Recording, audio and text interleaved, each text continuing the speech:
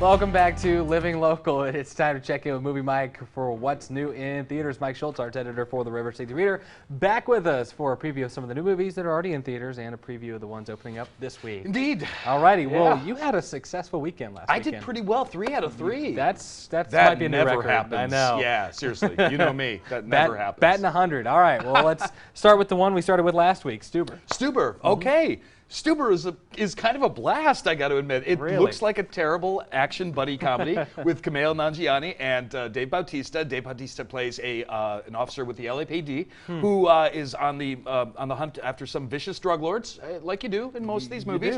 But he has to hire an Uber to take him to track down the criminal because he had LASIK eye surgery earlier in the day, which made me laugh already. I didn't know that going into the movie. And That's pretty great. And so you've got Dave Bautista, who's basically half blind throughout the whole movie, can't see a thing, and Kumail Nanjiani is this very kind of nervous, nebbish driver, and they are a riot together. They're so funny. It sounds like half of Kumail's dialogue is improvised, which wouldn't surprise me in the slightest. But they've got great insults, they've got great banter, really good chemistry. The plot is nothing interesting. It's nothing new. There's a reversal. There's a mole in the LAPD, and surprise, surprise, it's exactly who you assumed it was going to be. You know, I mean, so it's dumb, but.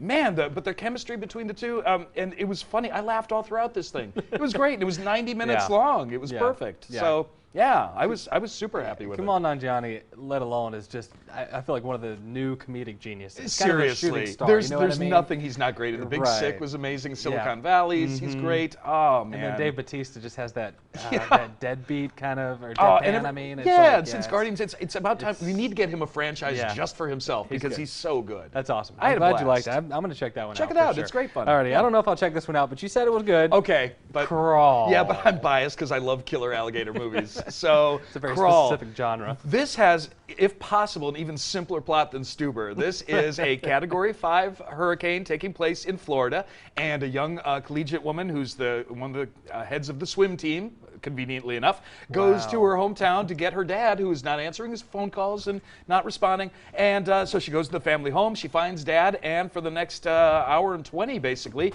we have to try to save ourselves from drowning in the family crawl space, and to also avoid the nasty alligators that are all over the place because it's southern Florida. The hurricane turned them up. Yes, exactly right. And what's kind of cool about the movie, too, is the first time they see the alligators, the response is basically, Dad, there are gators. I mean, because they're used to it. They know what's coming up. But it's got good, scary bits. It's really intense. The director we talked about last week, Alexandre Aja, French director, he made Piranha 3D, which is the goriest movie I've seen in years and years, but it's great. The Hills Have Eyes, and he's just nasty with suspense, and it's a mess of fun. You don't have to go. It's all right. I mean, if you like that kind of thing, and I do, and you do, I had a great time. Yeah. Very specific genre. I mean, it looks intense. Yeah, exactly. And between that and Stuber, it was 3 hours at the movies combined, and that's shorter than Endgame. So it was like my time was well spent. Yeah, I did for sure. Yeah, just stick to the point. Exactly. Killer gators. Killer gators in a hurricane. Even better. And the next one you had seen double of before, but they cut it down just for you. Apollo 11 First Steps Edition. If only that was true. Yes, indeed. Earlier this spring, the documentary Apollo 11 came out, which is all found footage from 50 years ago this month of the moon launch and the moon landing and the return. And it was released earlier this spring in a 90-minute version that is breathtaking. It's all remastered sound, remastered visuals, so it looks and sounds incredible, and with scenes you've never seen before. And it was emotional as all get out, kind of thinking about, oh my gosh, there really was a time in American history when we were all kind of united about this great, this marvelous feat of human endeavor there. So now it is back, and it's at the Putnam in a 45-minute version. So you basically get all of it's a highlight reel, to be honest. I mean, you get a lot with the launch and a lot with the landing, and we get the splashdown, but it moves so quickly that you kind of lose all sense of historic import, and it's not nearly as emotional an experience because, of course, it's cut in half, and you don't have enough time to get that emotional. It's perfectly fine. It'll be good for kids, I think, with shorter attention spans. 45 minutes works, It does. But if you got to see one version of it, I'd go with the longer one, which should be on home video within minutes. How's the big screen, though? It looks incredible. Yeah, it looks great, absolutely. Yeah. I'm not going to. I wouldn't deny anyone the pleasure of seeing it at the Putnam. It's great, but there's a better version of it out there. There is. Yeah. Okay, So- good to know. Alrighty, it's that time. New ones. The new one's coming Anything out this interesting weekend. happening this weekend? Well, I think this one's going to be the main event, like no movie was before. Uh-huh. The Lion King. The Lion King. I've been waiting 25 years. Yes, you have. I have been. Okay. This was my favorite movie as a kid. All right. Well, we might have to talk about that. Not in a bad way, but okay. In case you don't know, Yes. they have remade The Lion King. As they do. 25 years after its debut. Yes, the story of the little lion cub who just can't wait to be king. And we've got a nasty villain in Scar, and we've got a beautiful feline love interest, and we've got Timon and Pumbaa, the eternal sidekicks. Lovables. This one is all done. As you can see, it looks like live animals. It is not live animals. They are You all. mean they didn't train him? Can you believe it? They did not.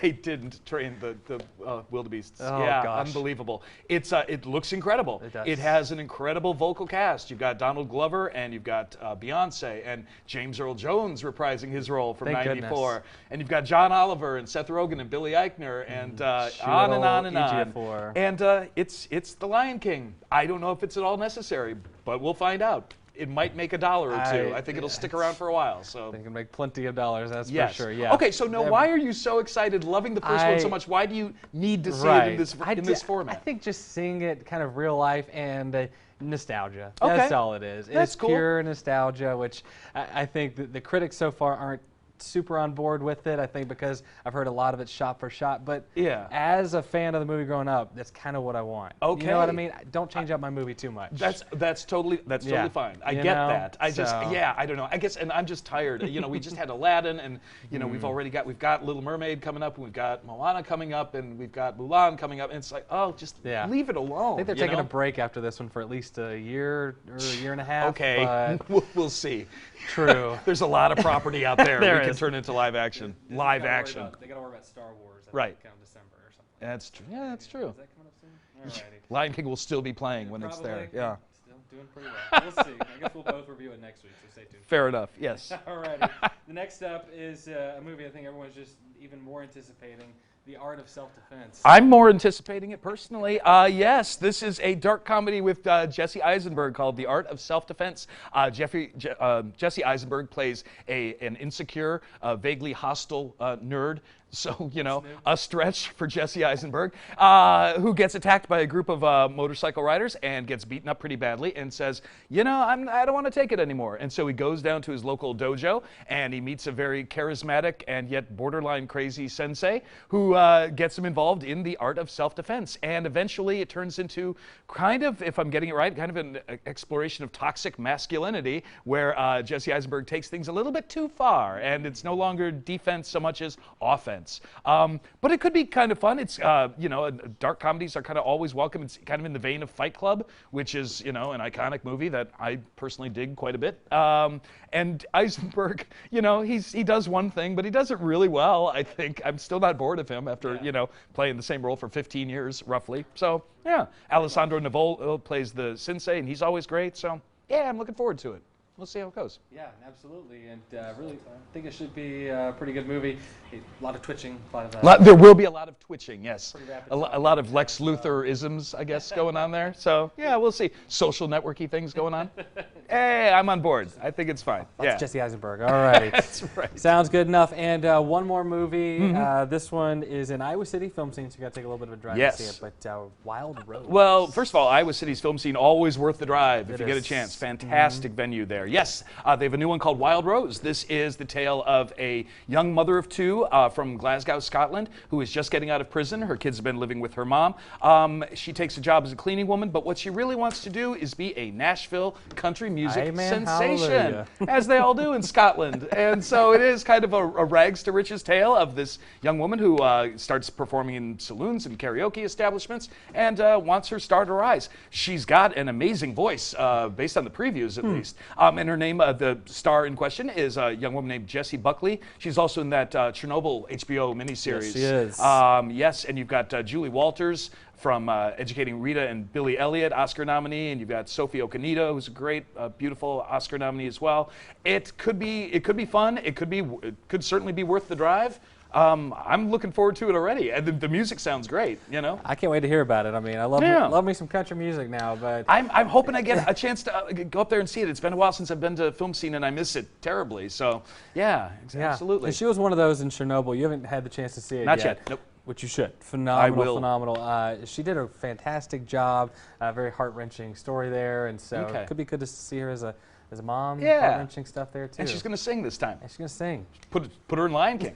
Should have thought of that in advance. Everyone else is. We could country music that movie. That's the next way to go. Can you feel 25 years from now, it will be a country version. Tonight. All right. Thanks again for being here. We appreciate it. A pleasure. You bet. All righty. In review, the new movie's coming out this weekend. The Art of Self-Defense, Wild Rose. But if those are sold out, you can always check out Lion King as well. And you can read Mike's movie reviews inside the latest reader on stands everywhere and online at rcreader.com.